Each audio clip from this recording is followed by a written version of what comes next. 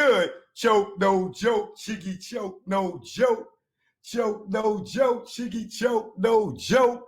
Y'all already know it's truth be told all day, every day with me. But tonight is my story from my mouth with my man from the Bay, from the Luniz.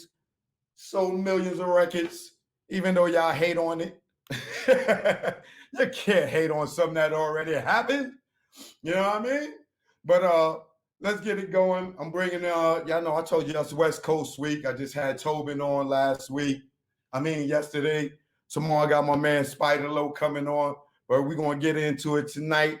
You know what I'm saying? My story from my mouth. Instagram, y'all already know. Y'all better bring y'all asses over here to YouTube because I need my phone for my question. So if you don't want to miss it, you better slide on over to the YouTube. But without further delay, the man from the Bay, the man that taught you how to blaze that conic way back in the day. You already know. Yukmouth, what's good? Man, choke, no joke, man. What's happening? Ain't nothing. How you, bro? Man, God is great, man. You know what I mean? You got me ready to smoke, man. Got me amped up. Hey, spoke one for me because I've been taking a break. You know what I mean? Hey, man. It's hot as fuck, man. Anyway, I see you got the wipe down towel. You got to have your wipe down towel, man. Yeah, I don't know. For some reason, every time I go live, even though I don't wash my ass already, I always go get in the shower and get dressed like I'm getting ready to go do a show somewhere, and I ain't never even left the house. You know what I mean? Right. Same here. My temperature's up from the hot ass shower until I cool off with this Gatorade. Right. For a minute. You know what I mean? You know, like 105 degree out here in Cali. It's hot as shit, man. So yeah, we feeling the same thing, man. Period. What's up with it? When you got this real hair, you know what I mean? That adds to it. Right. Oh yeah, man. When you got your shit out, you really sweat. That's why I keep my shit braided. When your shit is out, oh man, that's when you really get the sweat tangibles going. You feel me? What's up with it though? Ain't no chilling, man. Nigga, I thought I had some haters, nigga. Jesus. Oh nigga, man. Too. Hey, you know, I've been the world's most hated, man. You know what I mean? Been the world's most hated, bro. Nah, you gotta get in line, nigga. I'm the most hated. Join the party, baby. You know what I mean? Straight up. Hey, but they still tune in. That's all that matters. Niggas that hate us most and comment the most. Nigga, why you be coming on to check me if you don't like Why you on the nigga page if you hating? If you hating, don't fuck with a nigga. Don't get in the comments and get the whining and shit. I don't want to hear your whine. If you don't fuck with me, don't fuck with me. The best way to show you don't fuck with me is not to fuck with me. You on my channel, you giving me analytics, you give me all the shit I need. Just to whine. Fuck you, nigga. Thanks for the analytics. Like Big G said, fuck them and feed them beans. Right, period. But they hate when you great, my nigga. You know what I mean? Moms, you know what I mean? And pops told me, you know what I mean? When they say your name, you're doing something right. You know what I mean? When they stop saying your name, that's when you know what I mean? That's when you worry. Or when they stop hating on you, that's when you worry. You know what I mean? But if they screaming your name, you're doing something right. Bad or good publicity. As long as they screaming the nigga name, I'm good. Period. There you go. You know? All right, well, let's get started. You know, when I do my story from my mouth, I kind of basically ask everybody the same, you know, base questions, but then we touch on the other little things here and there. You know what I'm saying? But, you know, my story from my mouth is everybody got a story to tell and a lesson to learn. And this is Yukmouth's story. You know what I mean? So where were you born and like where you from originally and where you currently reside? Born in Oakland, you know what I mean? From Oakland, California, from the Ville, East Oakland, 65th. I'm in LA now, you know, straight up. And but Oakland Bay Area native, definitely. All right, and how old are you now? 45. Be 46. Be 46 a couple months. Oh, okay, all right, cool. We about the same age. Mm-hmm. All right, so your upbringing, what would you say? Was it poor, middle class, or rich? I had both. You know what I mean? Because my pops was getting, you know, doing this one too, getting a lot of money. So yeah, I could, when I go visit him, it's balling, you know what I mean? And then when I go back to the projects, it's full, you know what I mean? So him and my mom had split up, you know what I mean? But I was living with my mom, but he had come through the projects like when I guess the BMWs first came out. He had it before it came out, the 325i, you know what I mean? So he coming picking up me and my homies from the hood in 82. Yeah. Yeah.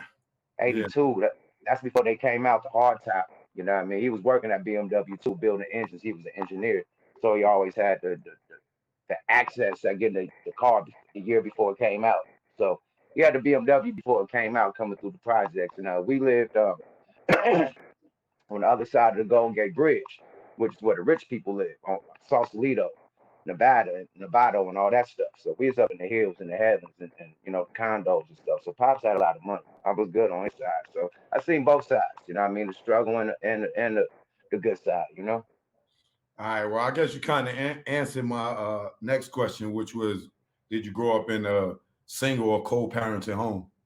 Co-parenting, you know what I mean? Half mom, half dad, you know what I mean? Straight up. But mainly like co family, you know what I mean? Because I come from where you have to live with your grandma. You know what I mean? When mom couldn't take care of you, when pops go to jail, you gotta live with your auntie or your uncle. You know what I mean? So Right. I come from that where it takes a village to raise. You know what I mean? It takes a village to raise a kid. You know what I mean? Period. So the whole family. You know what I mean? Sleeping from couch to couch. Sometimes. So yeah. Right. Yep. And as a kid, what did you think you was going to be? Cartoons. Yep, I know how to draw since like 4 years old. So I was drawing all the Marvel comics and everything. I collected comic books. So everybody was just knew I was gonna be a cartoonist for Disney, for Warner Brother, for Marvel Comics, DC Comics, something. I was good. You know what I mean? So I went to art school, all that. So I thought I was gonna be a cartoonist. Yep. And how far did you get in your education? Shit, GED. I got my GED in juvenile. You know what I mean? So yeah, GED, no college. You know. So what grade you dropped out? I didn't drop out. I went to jail in the 12th grade, in the beginning of 12th grade, and finished 12th grade in jail. Yeah, God, yeah, God. All right. So your GED is your highest level of education? absolutely, absolutely. Yeah. All right. Let me see. You gotta remember, I got signed when I was 19 years old, fresh out of juvenile hall, so I didn't have a chance to go to college or none of that. You know? Right. Yeah. Hell happened to my questions?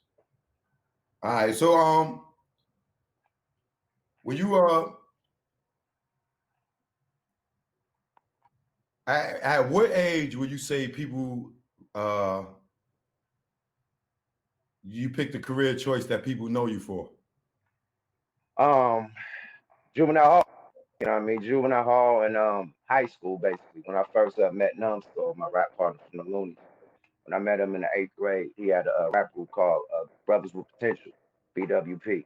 And I was a cartoonist, drawing all their logos and their pictures and shit for them. And that went from drawing logos to actually being a part of the group and, rapping. But I couldn't rap like that. Them dudes was the super dope rappers. I was just a rhymer, you know what I mean? So, but, we was more on New York type of hype, you know what I mean? So metaphors, punchlines, and bars, you know what I mean? We was on that type of hype since 88, you know what I mean, period, since the Big Daddy Kane days. So fast forward time, I'm wiggling in the street, in and out the streets, whatever. Go to jail for a year in camp, you know what I mean, youth authority. I mean not youth authority, but Los Arrows camp. And there, camp, like in Oakland, people were getting signed out of juvenile hall as far as record deals. You had a guy named Scary X that did a Water State. He got signed out of jail. I think Sibo got signed out of jail. So it was a lot of juveniles getting signed fresh out of jail. So when that was going down, everybody was getting a word in juvenile. So everybody had rap songs when I went to camp. So camp was like rap gladiator school, literally. Everybody banging on the table, banging on their chest, rapping and whatnot. And they rapping. And I'm like, shit, I could do this. I used to do this in the 8th grade, man. I could do this shit. So I started playing with it, and the first song I made was the Ice Cream Man. You know what I mean? And that became a hit in camp in jail. You know what I mean? Got out of jail and hit the neighborhood and it became a hit in the neighborhood, just beating on my chest and beating on park benches or beating on the mailbox. You know what I mean? Just saying it like that, no beat, no, it wasn't recorded or nothing. It became so much of a hit that it got the attention of my big homie Seagram.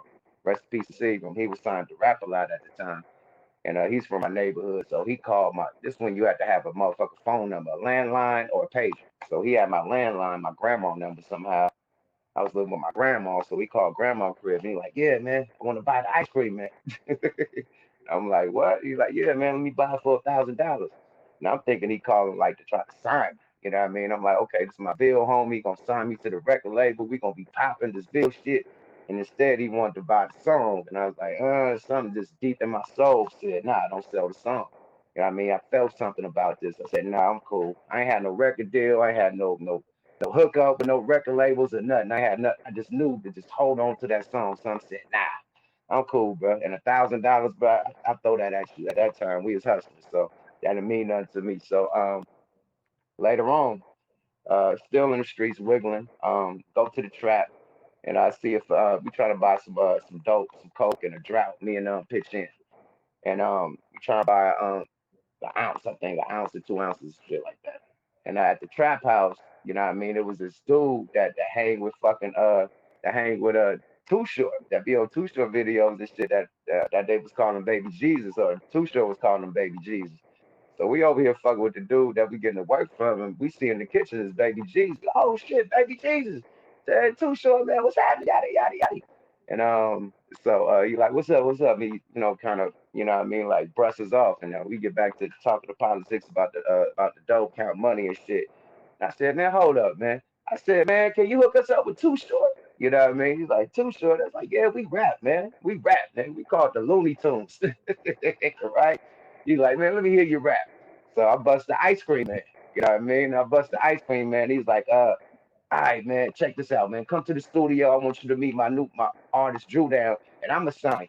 You know what I mean? We ain't gonna go through Too Short. I'm a sign. You know what I mean? But I'm still doing the album through Too Short. We Dangerous Crew, still the same crew, but I'm a sign. It was like cool. So I turned the dope deal into a record deal. It's still at the age of 19, so I ain't had no chance to, you know what I mean, go to college or nothing. It's fresh out of jail. Like months after I got out of jail. You know what I mean? I got a deal. So that's how I got my deal. At what age would you say you became an adult? Shit, I say 14. Wow. 14 because I had to go out there and hustle. You know what I mean? And really get out there and take care of myself. Like at the age of 15, I had my own apartment. Not my own in my name, but rent from these dolphins. You know what I mean? Have my own shit. So yeah, you know what I mean? Own cars, scooters, all that shit. So I had to take care of myself, you know what I mean? So yeah, it was them times when Pops went to jail for hella long years. And I had to, get out in the streets and do my thing. You know what I mean? So yeah, I had to be grown at a young age, at a really young age, when you helping your mom pay her bills, you helping your sister, you know what I mean, and you gotta fend for yourself. Yeah, so at a very young age. So why your pops mess with the drugs if he was working at the car dealership? Pops was a big boy. You know what I mean? That was the front. Like if you watch the shit on Netflix about the New York mob bosses, they all had the construction shits. Them was fronts. You know what I mean? Even though the construction shit ended up being $1 billion, you know what I mean, shit, but them was fronts. That was money laundering fronts. You know what I mean? Pops was a boy. He was fucking with Pablo Escobar. You know what I mean? And told me that he was on the run because he flushed some kilos accidentally. You know what I mean? So he told me this when I'm moving with him. So Pops is a fish and tissue, period. So when Pablo Escobar died and shit was in the newspaper, he bought the paper like, damn, my dad is over. Because he still owed them niggas. He thought the Colombian mafia was coming to get him. You know what I mean? So yeah, he's like, the debt is finally paid, man. He's out of here. So yeah, my dad was that nigga. Period. Boss. You ain't gonna have no motherfucking BMW before it come out if you want no boss in '82. You know? Yeah. I can dig it. hmm Um, so what year was it that y'all signed your deal? 93, 1993. Yeah, we signed our deal in '93, and we end up putting our song "Ice Cream Man" on Drew Down's album because he was the first artist. His album was already done. He had Pimp of the Year, and Banks doing all the tracks for Too Short. You know what I mean? Too Short Crew, Dangerous Crew. So we doing the whole album in Too Short Studio. Dangerous Studio in West Oakland. So it was a family type of vibe, you know what I mean? Period. So when we came out, it was respected by everybody, you know what I mean? Because I'm from the Ville, you know what I mean, which is one of the most notorious projects in Oakland. Drew down from a crazy ass neighborhood, our CEO from the same neighborhood. We down with Too Short, the Dangerous Crew. They from all the crazy ass neighborhoods. So when we came out, we had everybody behind us. So when we dropped the Ice Cream Man first, the video, the whole city came out. You know what I mean? And then our executive producer at the time was a dude that won a lot of car shows. You know what I mean? Back in the day, had the nice Benzes with the candy paints and all types of shit, different rims and gold dates and spokes and shit, Tahoe, typhoons, all types of shit. So he had a house full of trophies from winning, you know what I mean, car shows. So when it was time to do the Ice Cream Man, he was like, fuck that. We don't come with the ice cream truck on the triple gold date. He's like, man, you tripping, man. So the day we doing the video, this motherfucker pull up with a brand Coke White, brand new ice cream truck with triple gold days on the motherfucker. This 93. So we shoot the video on the Ville. We shoot the shit in the 50s, you know what I mean, in downtown Oakland. Knock the shit out. Brought the whole city out, man. Put the video on Video Jukebox and put the shit on Soul Beat. You know what I mean? Hit numbers, hit hard everywhere in the Bay. Everybody know about this shit. Then we hit them with Pimp of the Year. Yeah, you see it. You see it. Yeah. Watch the year. You see how he dressed, right? With the white shit on. Remember that. Remember how he's dressed. Now you see the white ice cream truck. See? First time it's ever been done. Coke White. You know what I mean? On motherfucking triple gold dates, man. That's how we come with our video, man. And look how he looked. Remember how he looked. Because somebody else gonna dress like that later on in they shit too. But peep how this is, man. Peep this shit. You know what I mean? This is facts. This is 1993, bro. Period. Yeah, man. Yeah, this is before Friday. Remember Friday had Big Worm, right? That came out 90.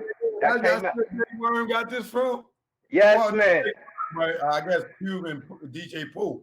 Yeah, DJ Pooh got it from here, man. That shit came out. Friday came out 95, man. This came out 93. That's Young Yuck right there. That's me, man. My neighborhood, man. And that was real crack I was selling. Yeah, I mean, young nigga. I'm 19 years old, bro. You feel me? Yeah. I'm still 18. I ain't even 19 yet. I'm still 18. I'm fresh. No, yeah, because I just turned 18 getting out of jail. So I'm still 18. I'm 18 at this time. What label y'all signed with right here? What label are y'all signed to, right? No, this is right? I ain't no record label. We independent. We signed to C No Records, but we independent. We ain't got no distribution deal. This is out the trunk. This out the mud. You know what I mean? This is when niggas used to drop their albums, they CDs off, not they CDs, but they tapes off on consignment at record stores and shit, and then come pick up your money.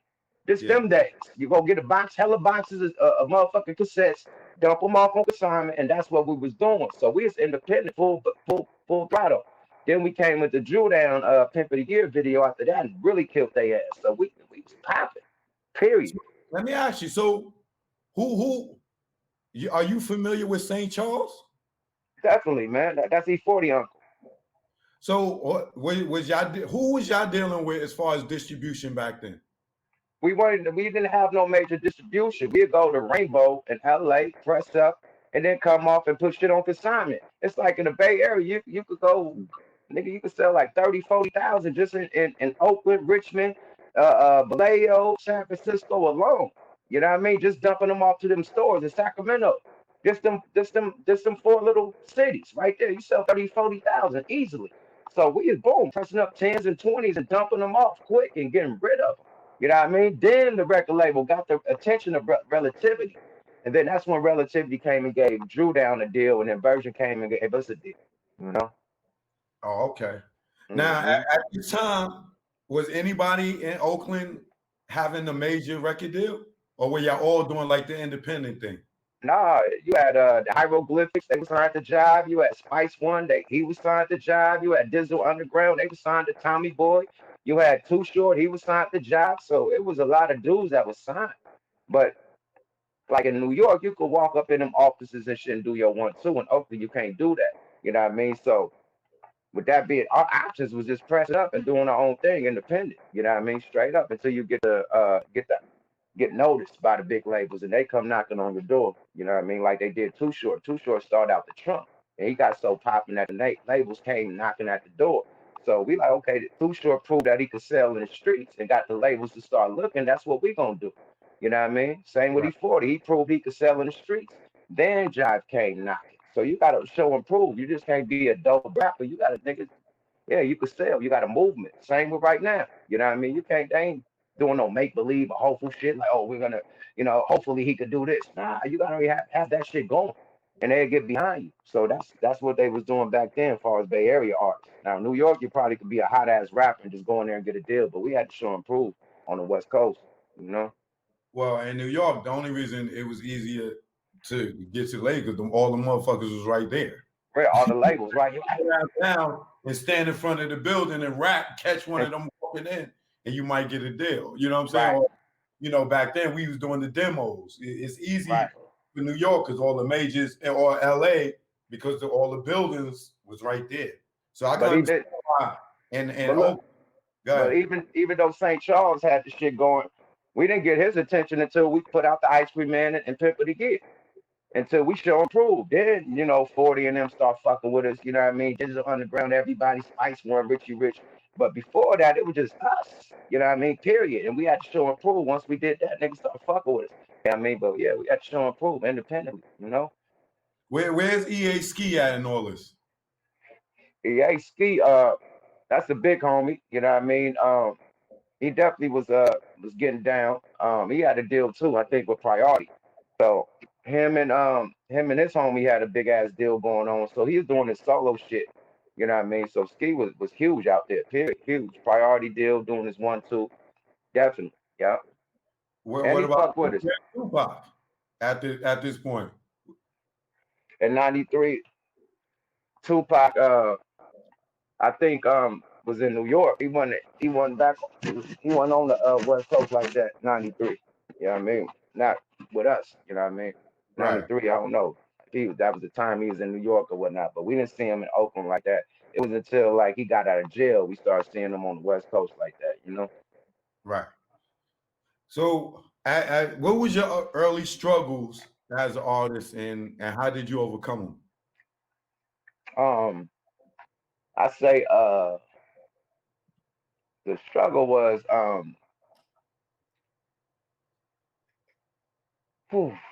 I say the struggle was just the business itself. You know what I mean? Just the politics. You know what I mean? Just saying that, you expect people to be silent and genuine and shit, and you find out the hard way, the business way, that no, it's not like that. It's a cutthroat game. So just the disappointment of the game. You know what I mean? You think it's somebody keeping it silent. You thinking everything is on the one.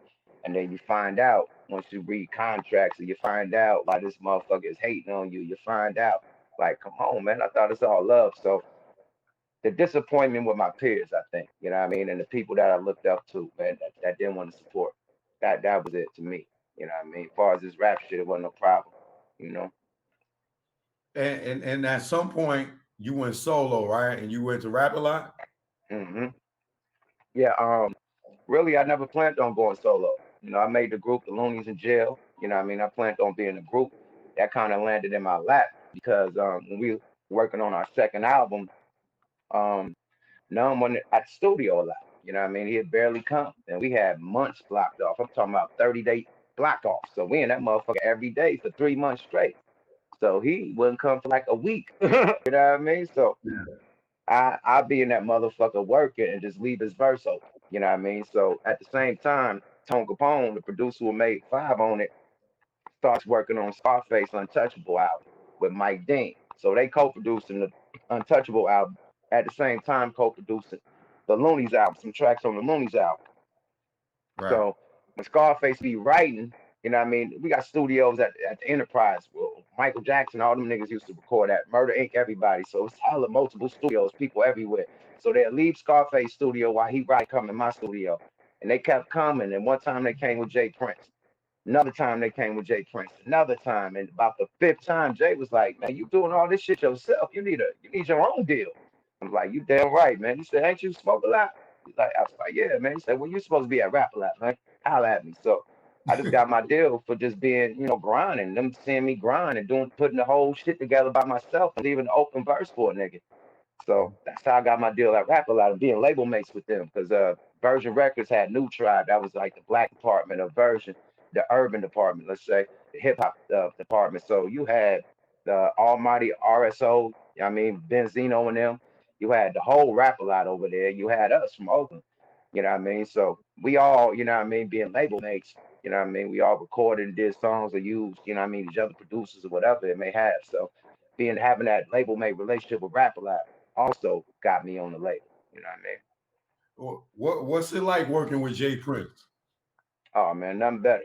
Nothing better, man. Freedom. You know, ain't got no A&R over your head, over your shoulder trying to tell you what to record. He just give you the budget and tell you to turn the shit in, man. Period. And they mix and master the shit, man. That's how it was with me. I don't know about nobody else, man.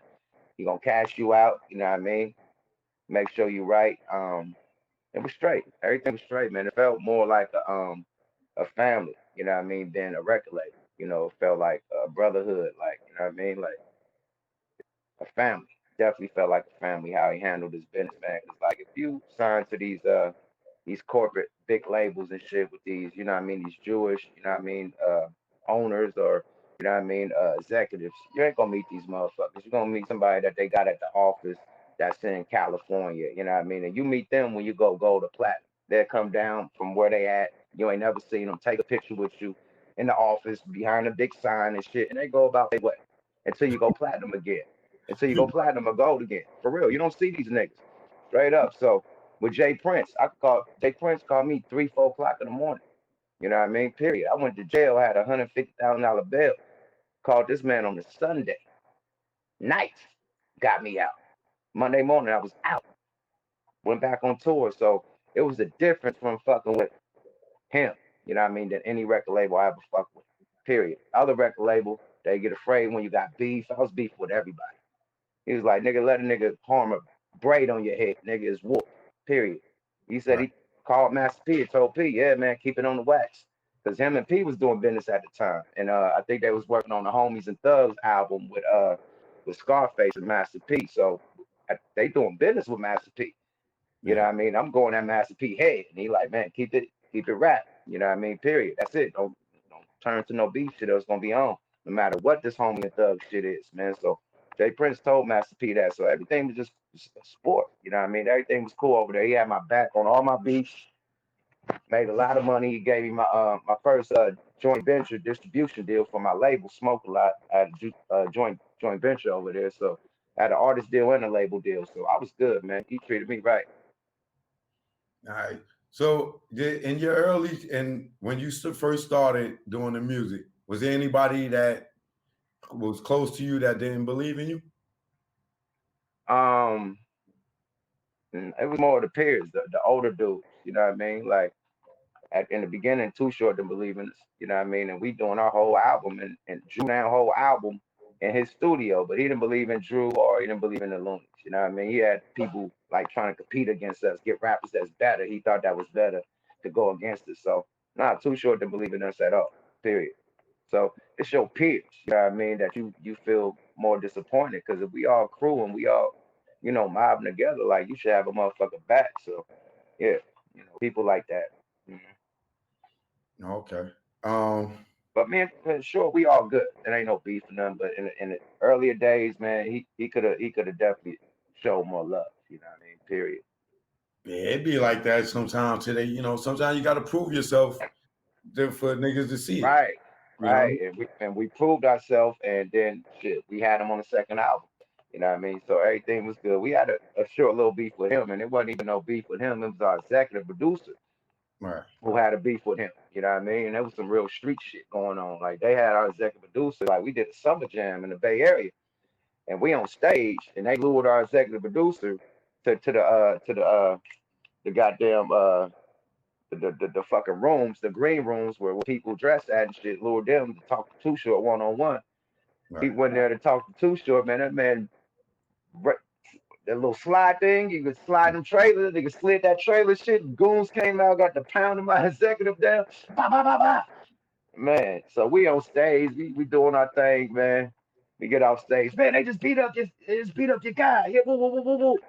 Too Short and them got up out of there and shit. So yeah, it was real active, you know what I mean, with Too Short and our executive producer, man. But they know each other. They knew each other before we even came in the picture. They homeboys, they peers, you know what I mean? So Whatever they was going through ain't had shit to do with us. You know what I mean? But it got on us because we the rappers. You know what I mean? So that shit got squashed and shit. You know what I mean? We really realized what the beef was about, and now motherfuckers making money together. You and P cool too, right? Yeah, we definitely cool. Definitely. Now, who would you say supported you the most?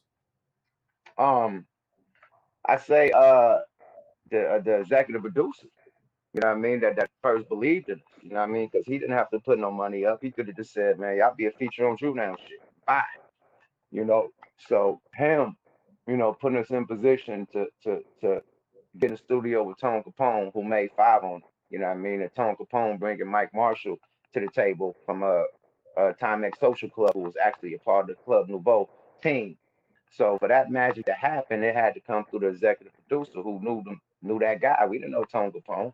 You know what I mean? So everything happened how it was supposed to happen. I think if we would have got a deal with somebody else, the Five on it wouldn't have been made.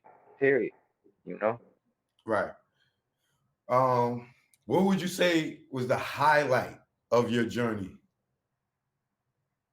Oh man, it's too many. But a big highlight is name them all. We ain't in a rush. A couple big highlights. One of the biggest, man, I remember is going on tour with Biggie though. Biggie, Jodeci, Junior Mafia, Little Kim, Naughty by Nature. Who else, man? Timberland and Miss E when they was opening acts. Man, that tour was amazing. Puff Daddy, of course. Mary J. Blige, Faith was on that thing. Ah man, this tour was incredible, man. We got kicked off the tour though, mid-tour. We got kicked off the tour. We was fucking up, man. But just to Why be got kicked off? Man, I mean, at the end of the day, being opening acts, man, when the big acts do shit, it get blamed on you. You know what I mean? So it was a couple incidents that happened, you know what I mean, and we got blamed for the shit. You know what I mean? I'm gonna tell you one incident, and you could just guess who this is. I ain't gonna even say it. Okay, so backstage, the off-duty police get beat with a fucking chain. I'm talking about a gate chain. The shit beat out of with a gate chain, man. They rush our room looking for chains and shit like we done beat the police up, man. You know who that is, man. Only nigga that's on tour that wear a chain around his neck, man. Period. That's Right. Beat the security ass, man. They said the Luniz did it, man. They searched our van, all types of shit, man. So it's another incident, man, where the hotel room got burnt down. We ain't even in that hotel. They kept like Biggie and them in different hotels, man. The opening acts, we in a whole different hotel. We ain't even in that hotel, man. They burned down some goddamn hotel. The Luniz did it. You know what I mean? So they were just blaming shit on us that the big boys was doing. Like, you know what I mean? They couldn't blame it on the big boys. So we was like, you know what I mean? Fuck it, man. So it was one time when we did fuck up and we was told not to bring bottles on the stage. We the opening act. So if you waste some shit on stage, people still gotta come. They're gonna be slipping and slide. You got Pyrex and shit, bombs and fire and shit going. So motherfuckers slip and slide and burn the stuff up. You know what I mean? It's a wrap. So we go in that motherfucker and numbskull brother, like, fuck it, we bringing a bottle of Hennessy. This nigga bringing a bottle of Hennessy and spilling and splashing and going crazy and shit, man. I think somebody got up on there next and busted their ass. Sip, sip, sip, sip. Blah! I think it was Adina Howard, one of her dancers, because they was out there dancing and shit. Slip, slip, slip, blah. Nigga, we woke up, nigga, the whole tour was gone. Nigga, the tour bus was outside with all our shit off the bus. Like, man, y'all gotta catch a plane home. Period. The tour bus nigga like, I'm out. We like, you can't drive us home? We like, nah, nigga, I'm out. The tour bus nigga left on the bus. Period. We was in Arizona, man. We was in fucking hella luggage, hella shit, man. We was hella mad, man. But yeah, we got kicked off the tour, man, for bringing it. But we was seeing Puff and them. Now Puff is them there at the end of the night. So Puff coming out with the bottles of champagne and shit, and Biggie with the Dom Perignons and shit. They doing it. We like, fuck that. We gonna do that too. But you're the beginning act. That stage gotta be smooth for these other 10 acts or 8 acts that's coming after. You know what I mean? So we didn't know. That was our first tour. It was by Al Heyman too. That's when Al Heyman was doing all the tours and shit back in the day. I done there cussed him out. You know what I mean? I was a business dude. I negotiated the business on that. He's like, all right, man, I'm gonna give y'all 5,000 a show. I said, bro, are you out your motherfucking mind? We on a big ass tour like this, and you trying to give us 5,000 to show, my nigga? I said we get 10 right now, my nigga. Period. 10, 15 right now. 5,000. He said, man, well, this is a multitude of 50 shows, and you're an opening act, and we got to divide money with 10 acts, and this is what we can afford. Take it or leave it. I said, all right, nigga, let's go. You know what I mean? Fuck it. We're going to take it just for the experience to be on the tour. Yeah, man, I argued at that nigga over that 5,000. Nigga, like, damn, you disrespect, man. At least the 10 ball. Like, come on now. Yeah, so, yeah. That's me in my early days, 95. What would you say was the worst part of your journey? Shit, I think 93 was a good year and a fucked up year. You know what I mean? Because that's the year that I got signed. That's the year we do Ice Cream Man, we own. That's the year we do 5 on it. You know, we made 5 on it in 93. And we stashed that shit for 2 years and dropped it in 95. So we made 5 on all that shit in 93. But my mama died at the end of the year. You know what I mean? So that fucked that up. You know what I mean? Fucked the whole year up. And I get shot. You know what I mean? Beefing in the streets, doing my 1-2, still playing around the streets. Got burnt. Playing around with fire, you get burnt. Still playing around with the fire, got my ass burnt. Period. Shot like a motherfucker. So that was a bad year for me. You know what I mean? And rap, because my mom died and I got shot at the same year. So that was like a fucked up year for me. Period. Straight up. You know. Yeah, I'm sorry to hear about your mom, man. Thank you, man. Thank you.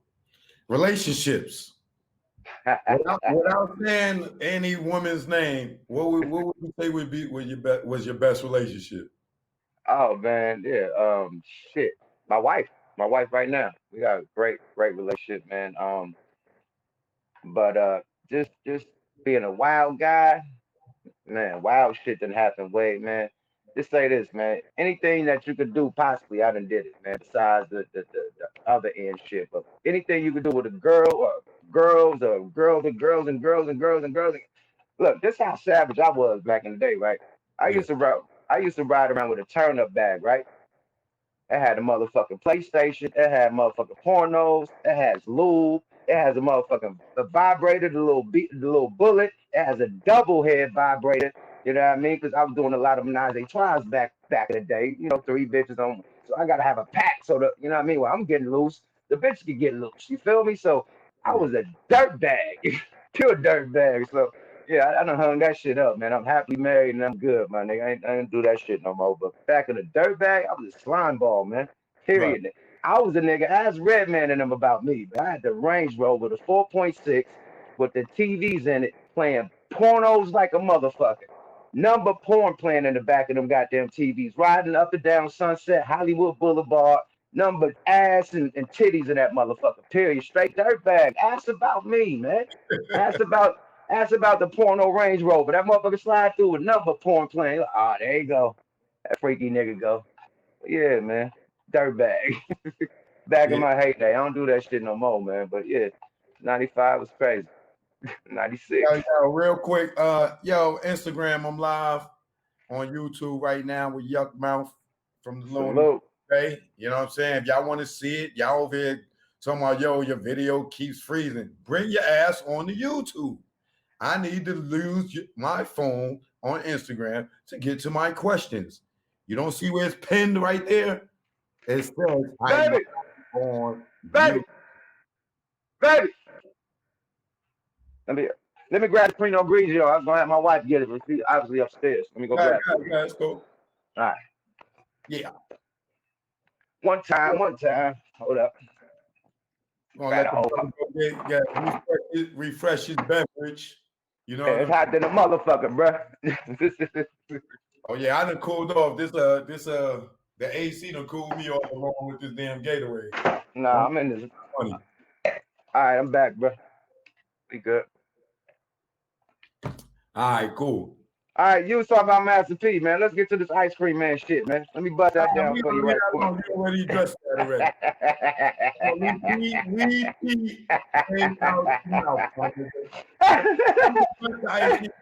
I fucks with P. We ain't gonna bother P. That's yeah. We gonna let that be what it is. I just wanted to see no more in this interview. out of it. No, nigga, you addressed it.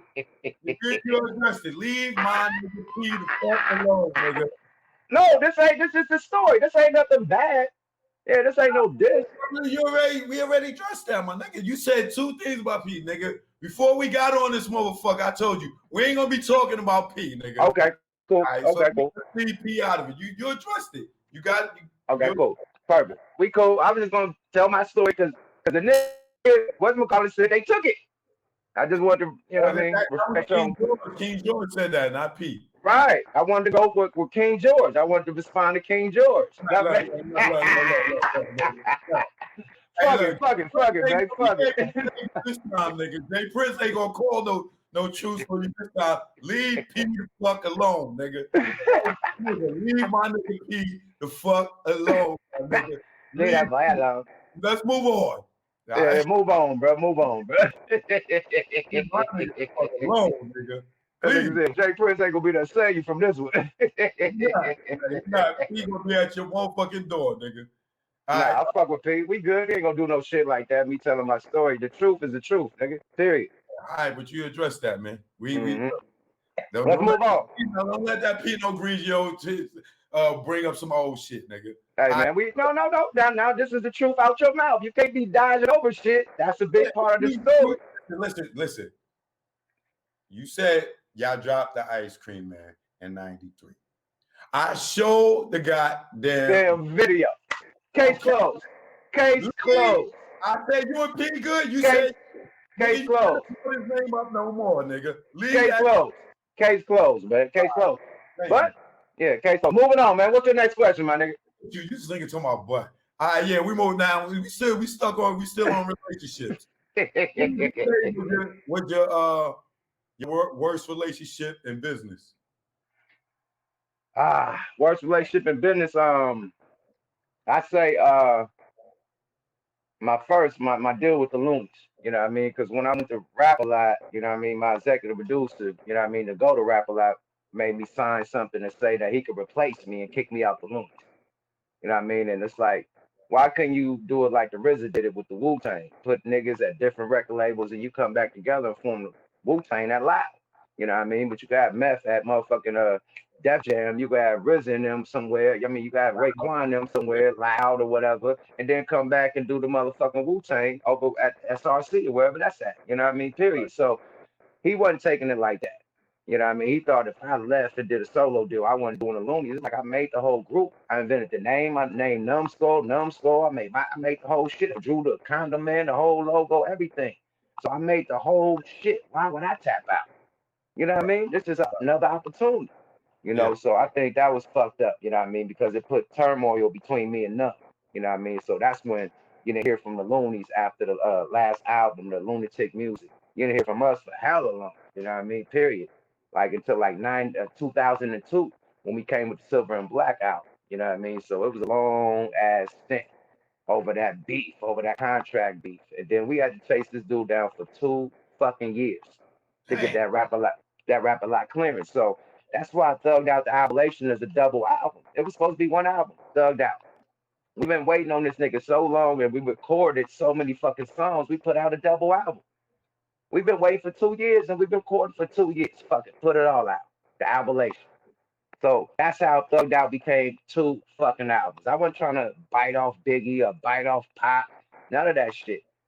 We was waiting for this nigga for 2 years and we recording like a motherfucking everything was dope. So we put all that shit out, 2 albums, period. So that's how I even put out 2 albums at one time, waiting for this nigga to sign off, period. So that was the worst, you know what I mean? Straight up. A nigga that just play with your, you know what I mean, your contract, don't want to sign off and all types of shit. That's playing with you, period. Nigga shouldn't have that much power, you know? So, and split up the group. Huh? That's why you gotta be careful what you sign, because once you sign that dotted line, your ass is bonded by that shit. All right, but when you young, you ain't got no lawyers. You ain't got the manager. You ain't, like niggas got the game right now because the game is out there. But you done had a game in '92 or '93. Nigga, right. Nobody had the game. You see what Snoop signed. You see what TLC signed. You see what all these niggas signed. Nobody had the game. Niggas just happy to be on, my nigga. Now you can control the game. Now you can do your own record label, do your own streams and all that shit without no interference or without no help.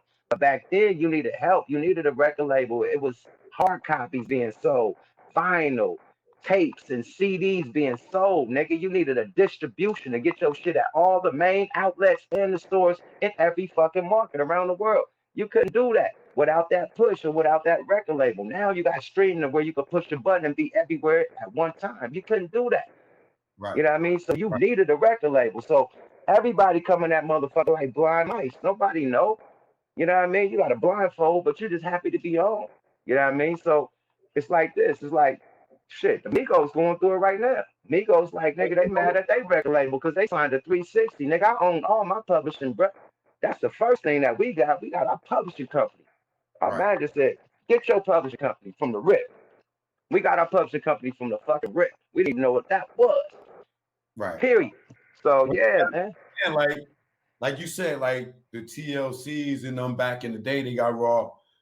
These dudes, the Leo Cohens and you know, these dudes, what they did was they deaded our era, the gangster era, because niggas like Tretch run up in your office and drop a whole box of fucking rats and snakes in the office. Say this what the hell y'all are. That's who beat up the police, nigga. Tretch, that big ass chain. He had that, you know, he had that gate chain. Voila, beat the shit out the police, nigga. They came and got us, nigga.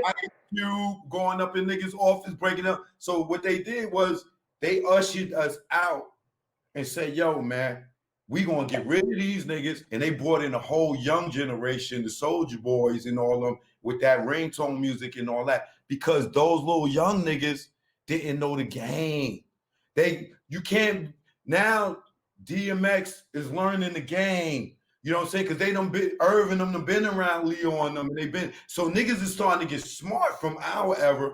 So now niggas is like, nah, man, we need this, we need that. Get these niggas out. So they dead our music, and then they usher in a younger generation that don't know the business, and then they teach them this 360 shit that none of us would go for. Nigga, DMX be like, what? Y'all taking money from the Romeo Must Die movie and the soundtrack and my clothes? Hell no. I'll bust your ass, Leo. They not going for that. So these young niggas come in the game, they don't know the game. They take advantage of it. But same with us. We didn't know the game. They took advantage of us too. You know what I mean? But it's a different level right now. You know what I mean? At least we had our publishing. You know what I mean? At least we had our little points that we got. You know what I mean? Like it was more lenient. We made a little bit more money. You know what I mean? Now they're demanding your publishing. They're demanding your show money. They're demanding your merch money. They're demanding your movie money or your endorsement money or whatever. So it's a different type of league. And it took somebody to hang on the cross to make a motherfucker smart. Period. Nobody, even Jay. Jay, you forgot he came in and all types. He was rapping like the Foosh niggas. Yep. Yeah, he was with Original Flavor. Yeah. Rapping like the Foosh niggas. And they were signed to somebody. He just start off and put his money behind that. They were signed to somebody. So everybody came in the game with a record label before they figured it out. Right. You know what I mean? Until they said, niggas ain't signing me. I'm going to put up my own money. Right. And that's what we did in Oakland. You know what I mean? Niggas wasn't signing Drew Down or the Luniz. So niggas put up their own money. Right. Got the attention. Now we can fuck with it. You feel me? So yeah, but it take them off a sacrificial lamb to even learn, you know? I understand, like Puffin these niggas, Puffin and the Jays and the these type of niggas, when they signing Mace, them niggas ain't giving Mace the game. They not giving Black Rob the game that they learned from Todd Davis and Andre Harrell. No, they gonna rob the Biggies and everybody else. And then the cycle continues. So when the younger niggas come in and they usher down, Leo and them niggas, oh, we're gonna add the 360 in it. Because them long youngers didn't know. So now turn around today, boom. You got people like the Migos talking about, oh, we got robbed. How y'all get robbed when y'all had all these lessons before y'all?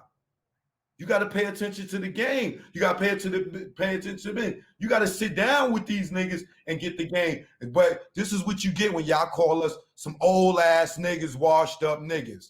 You see this fucking great? You see this fucking great?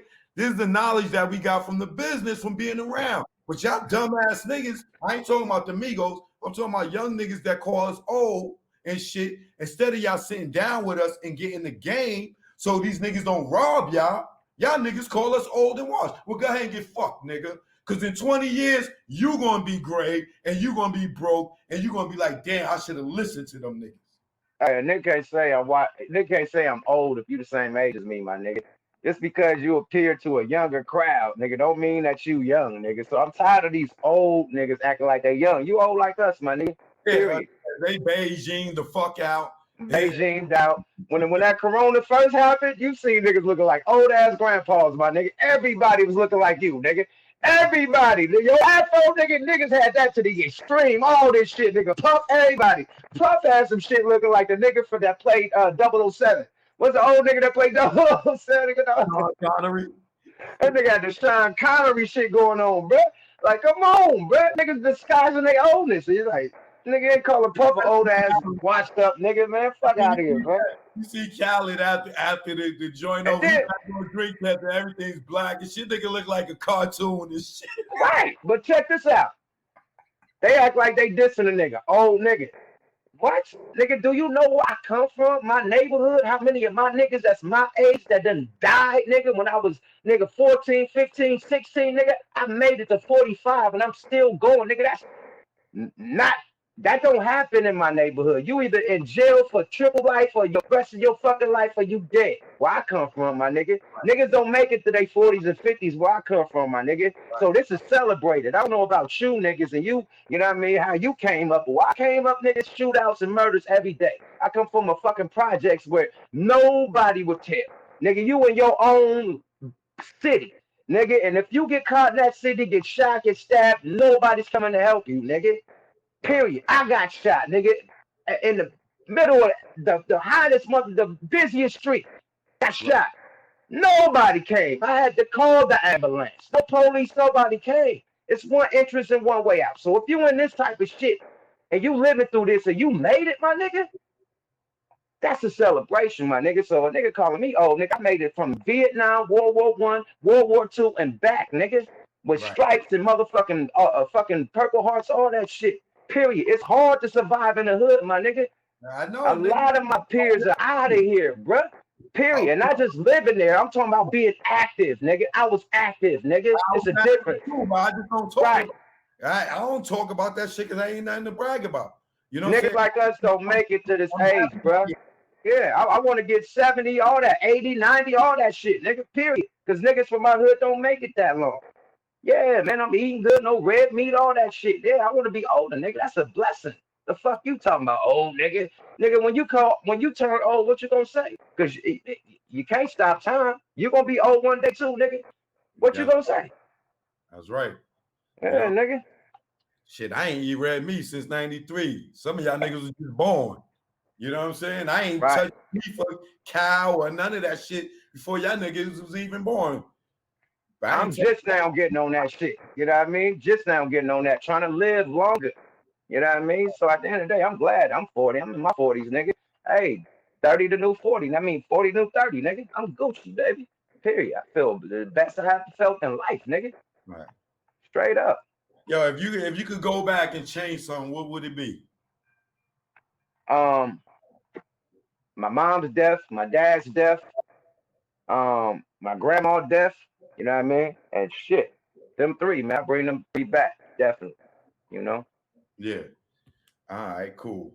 Now, it's somebody somewhere that's inspired to do what you did.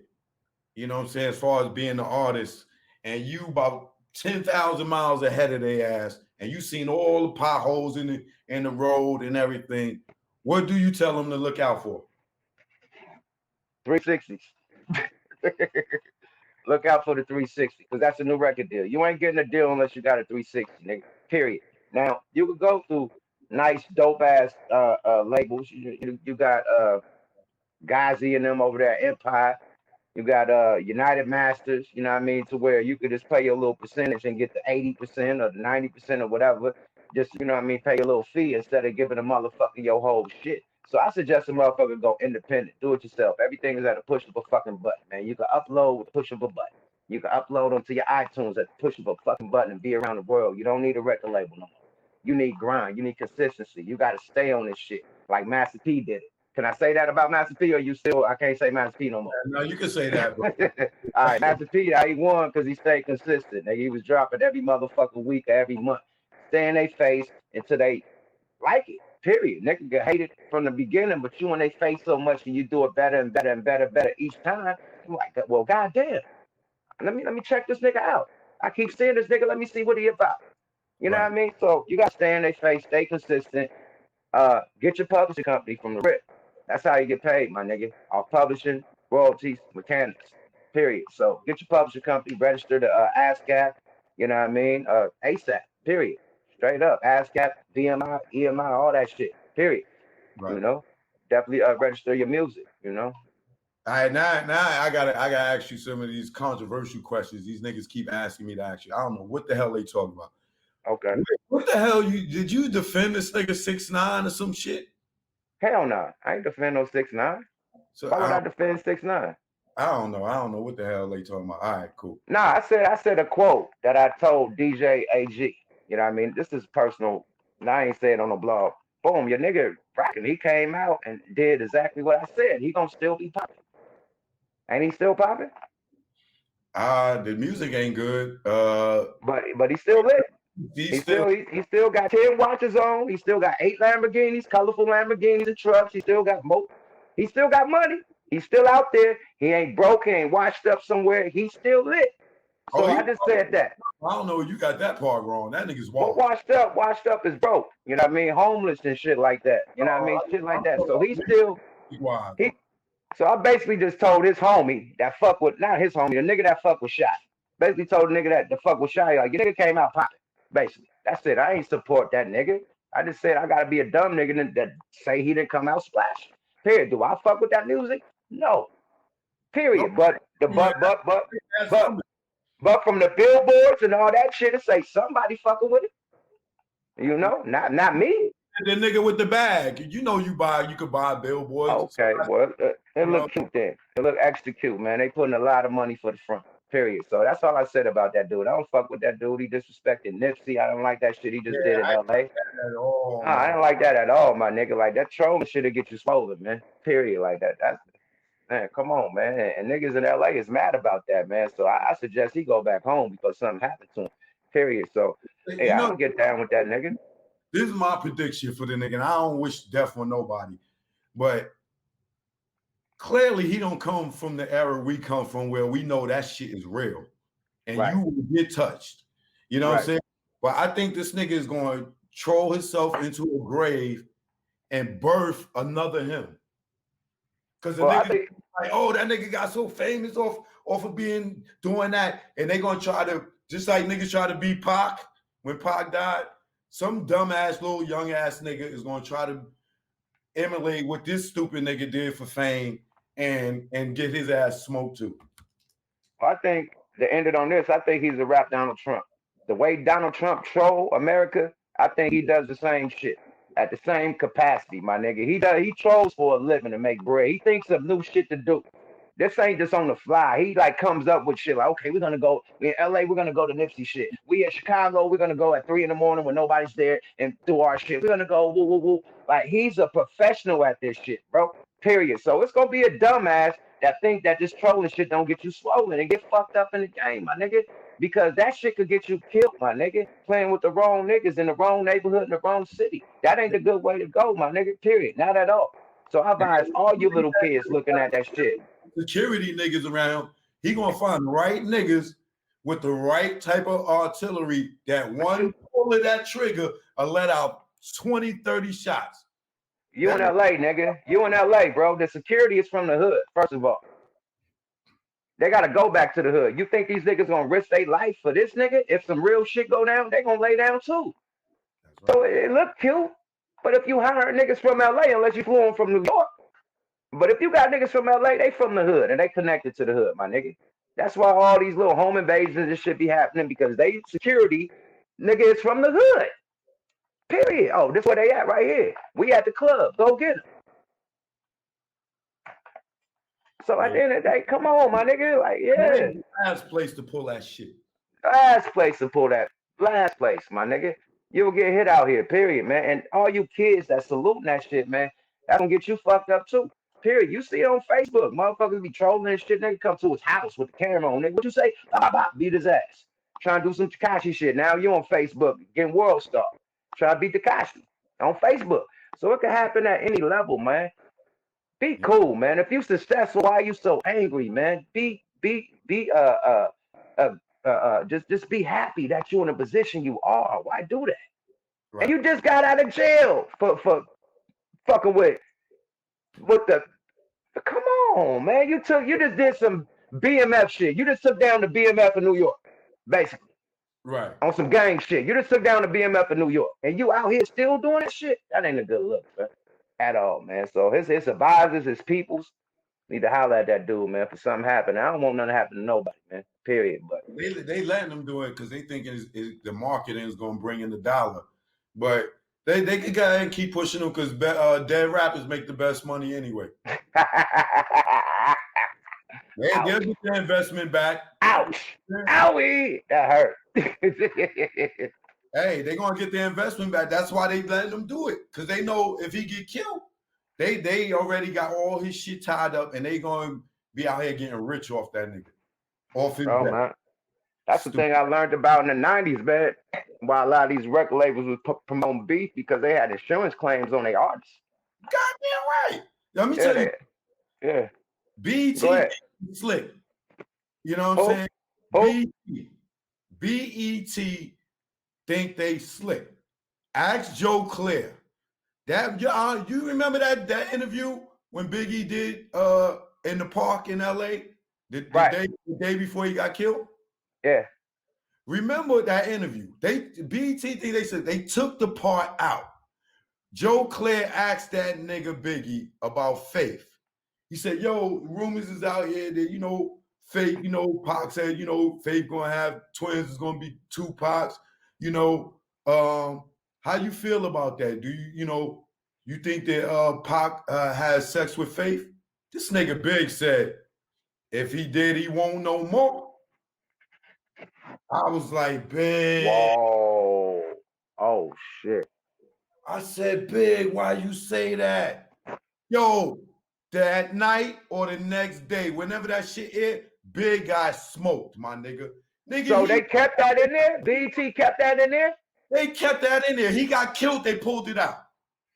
But you gotta also blame the goddamn whatchamacallit, man. Vibe magazine. They had it on the cover. East Coast versus West Coast. So with Puffy and Biggie on the cover. Yeah. They was perpetuating that whole beef. But when Big said that shit, and he was sitting in LA, I know that shit did not sit right with them niggas in LA. Because when that shit came out his mouth, he said it with no remorse and shit. Yo, if he did, he won't no more. I was like, Big, you in LA, nigga? What the fuck are you saying? I think the plot was already thickened before that even happened, man. Yeah, well, I believe that too. But when he said, why don't BT never show that part no more? Because the motherfuckers feel guilty. Right. They felt good. They felt they put the gasoline on it. If anybody know Joe Clair, ask Joe Clair, did he ask Biggie that? And what did Biggie say? And has that shit been removed from that goddamn interview ever since that night? That shit aired live the first time. It aired live. And they took that shit out, my nigga. Thanks for the cat. I think when I talked to Biggie like 2 days before, a couple days before it happened. And when I was at the Four Seasons in Beverly Hills talking to him in C's, they had nothing but the utmost love and compassion for Tupac. And C's and Biggie, you know what I mean, was like telling their stories, you know what I mean, about Tupac and asking why he think this, why he think that. So for him to say that after he had the conversation with me, just honoring Tupac and saluting, you know what I mean? I don't know, because he was saluting. I was at the Four Seasons that weekend. Period. I mean, in that same interview, I think he said, something, but that he said that in regards to Pac sleeping with Faith. Somebody got that. Joe Clair might still have it, but BET ain't gonna get that up. But Biggie definitely was mad about that, about the Faith shit, you know what I mean? Because he was going through shit with Faith when I was talking to him. He was like, nigga, don't ever get married. He said, I'm going through so much shit with this marriage shit. Don't ever get married. So he wasn't like basically saying, he ain't basically going into detail, but he was like, yo, me and her going through it. Don't ever, I don't want none of, I don't wish this on my worst enemy. This shit I'm going through with this marriage. That's what he told me. You know what I mean? So he definitely was going through it with Faith at the time. Definitely. You know? Yeah. So, and the other thing I'm gonna ask you about that I don't know what the hell they talking about. They saying that somehow you told on Suge. I ain't never told him Suge, my nigga. Period. It's like this. See, when you say shit, you gotta really prove it, my nigga. So if I snitched or ratted on a nigga, who went to jail? But why they saying that? Why they connecting that? You don't know? Well, the whole thing is TMZ put a story out, you know what I mean, which the cops, you know what I mean? So TMZ and the police out here in LA got a, you know what I mean, speed dial type of hookup. You know what I mean? So I got robbed. I believe TMZ is the police. No, the police got TMZ on speed dial. That's why anytime a celebrity get pulled over, nigga, the TMZ is there before the backup. They got them on speed dial. So the shit happened to me, and I was talking to Suge Knight. Just the fact that I was talking to Suge Knight in the parking lot, and they seen him on cameras and shit, and they had this hard out for Suge Knight. They wanted to use me to try to get Suge Knight. Never made a statement. Made a police report about my jury. Got robbed for $90,000. Your shit insured. You got to fucking do a police report. Never made a statement. So, police calling me all morning. You need to make a statement. You need to make a statement. You need to make. They calling my wife phone because my phone got stolen that night. So boom, call my wife phone. Make a statement. Like I ain't got to make a statement for what? I ain't got no statement. File my motherfucking police report so I can file for my insurance. Whoa. We need you to come down. We need you to come down. Whoa. Click. Next thing you know, TMZ comes on. Whoa. Yukmouth gets robbed by Suge Knight. So the police called TMZ because I wouldn't make a statement and put that out there. Gotcha. So when I called them, I'm like, what the fuck is up, man? What's up with this? Oh, come down and talk to us, and we had TMZ take it down. So this is what the police is telling me about TMZ. If I come down and finally make a statement, that they'll take the shit off TMZ. Period. So they did the TMZ shit just to get a statement. They wanted Suge. They had a hard on for Suge. I think he had did something that night concerning his baby mama, so they already was looking for that nigga. And then, you know what I mean? My situation happened. It had nothing to do with it. Some other niggas jumped on me, not him. You know what I mean? And the shit is what it is. You know what I mean? But snitching on a nigga, bro, a nigga got to go to jail. A nigga got to motherfucker have a case. A nigga got to go testify. You got to be light with that work. You got to be light with that. You know what I mean? Period. You got to be real specific with that. Snitch code to get you killed out here. I've been in LA for 25 years. If I was snitched on Suge, my nigga, I'd be out of here. I'll be out of here, my nigga. And then on top of that, I have I'm at Digital Soapbox. You know what I mean? With Gangster Chronicles. That's niggas that work at Death Row. Reggie Wright, Mob James. You think if I did anything wrong to Suge, I wouldn't have got handled? Right. These are my this is my podcast label mates. Yeah. We record at the same spot. Situation. I'm just saying, niggas like, yo, ask them that. So no, ask them, man, ask. And then ask some niggas, where's the court case? When did Suge ever get arrested about some shit about Yukmouth? I'll wait. Right. When did Yuck ever testify? I'll wait. So the shit sound cute, sound real cute, but it's the cops. They put that shit on TMZ. Now, you know what I mean? They got to deal with the TMZ shit, slander. Whatever, my nigga. Yeah. Niggas know the real. They asked me to ask you about some other nigga, but I don't know this nigga, and I'm not going to ask you about the nigga. Okay. Yeah, it's all good. Yeah, I think he's just a blogger nigga that was talking shit about you. You know what I'm saying? Oh yeah. I seen what you did. I seen what you did. I seen it.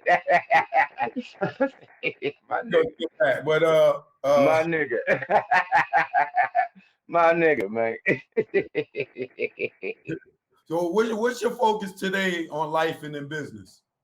Oh man. Basically, me and Pete Rock doing the album. You know what I mean? So that's the next album I'm doing. Who? Pete Rock. Oh, word? All right. Yeah. Me and Pete Rock doing the album. He doing all the production. I'm doing the rapping and shit. So we putting that crack rock album out probably at the end of this year and shit. Got a lot of cannabis ventures going on. Got an alcohol venture going on. I'm doing my real estate thing, copping a lot of properties and shit. So that's what I'm on right now. You know. How has the COVID affected you? I'm good. I'm still a landlord. My tenants pay. My tenants pay, baby. Straight up. My tenants pay at the middle of the month on the 15th. They still was good tenants, so I'm good on my property. How about as far as doing like shows and things like that?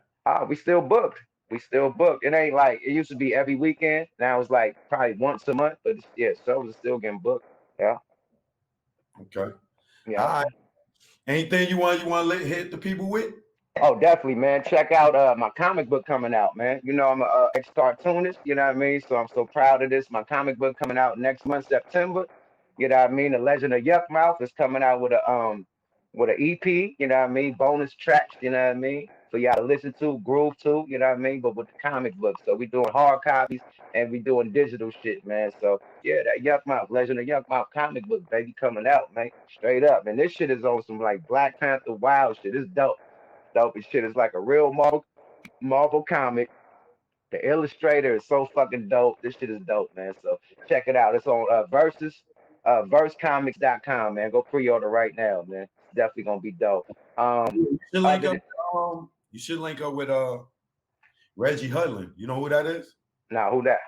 Reggie Hudlin, he I mean, you'll know him from this, but he's the dude that I think produced and directed House Party. Okay.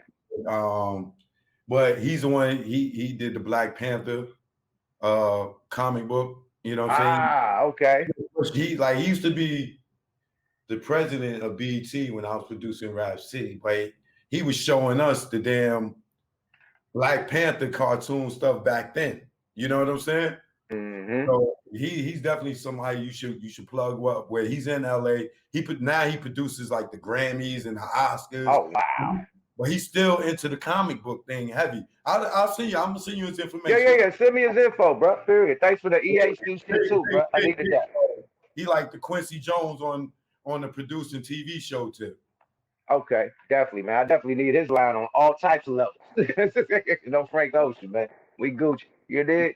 But yeah, thanks for the interview, man. You know, I got the podcast also. You know what I mean? Smoke a Lot Radio over there at Digital Soapbox, man, with me, Kato, Simone, you know what I mean?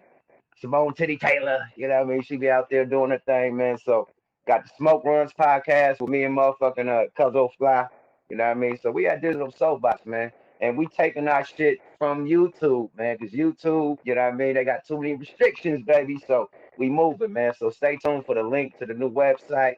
You know what I mean? And I want everybody to get involved. You know what I mean? Straight up. I'm doing the same thing as you too. Like we can't. It's like the freedom to say whatever we want. We don't have the freedom no more. So Leo playing with niggas' money, man. Since he got on board YouTube and got real strict. That's all I'm gonna say, man.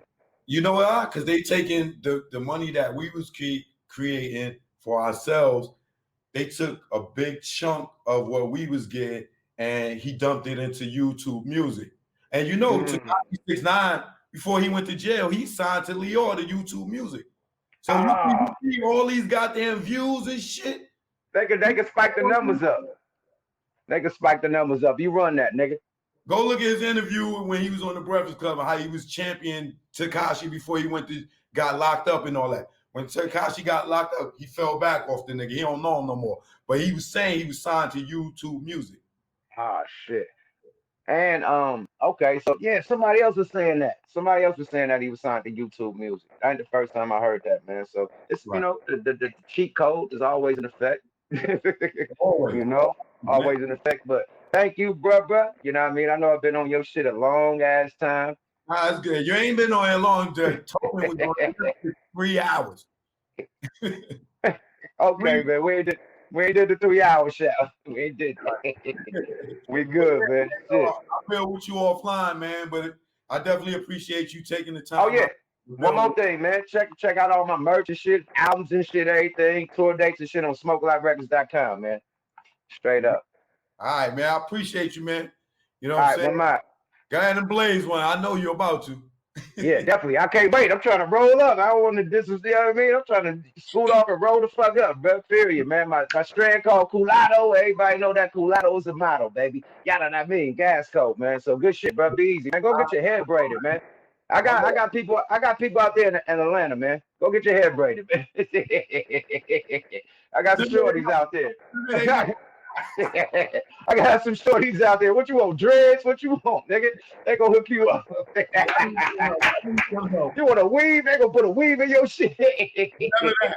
I know I'm I'm fucking. none of that, nigga. I'm fucking with you. You know I got jokes, man. You see Cat Williams with the what the fuck he had on the oh my lord, bro. He had the 6'9" wig on. 6'9" Yeah, with the lace front. wig, yo.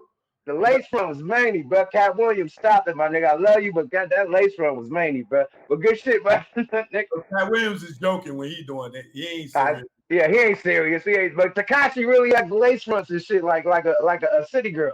That's manny. Yeah. On that note, we out this motherfucker, man. So good shit, bro. Appreciate you. Yada.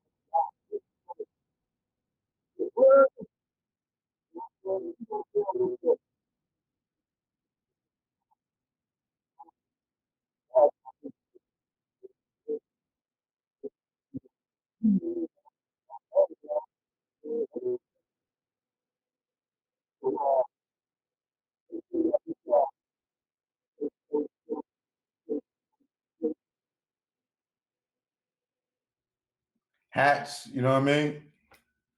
DM me, email me, truth be told, all day, every day, even on your birthday. And if you ordered your hats, I shipped some more out. So y'all be getting them. And I got y'all pictures. I'm gonna post them for those that sent me your joint. Stay on my planners. You know what I mean? Here we go. Here we go. Of course, the Rat Nation. Shout out to my man Tekashi. Tekashi, send me your P.O. box so I can send you your hat, man. I'm gonna give you a free one, Tekashi. You the only one to get one free, man. You gotta represent.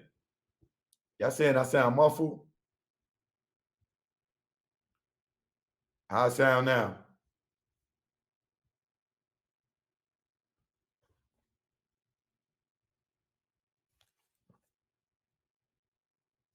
Get yours, all right? Choke no joke. Peace and love. Tomorrow, 7 p.m. I see you, all right? The shitter, I see you. You heard me?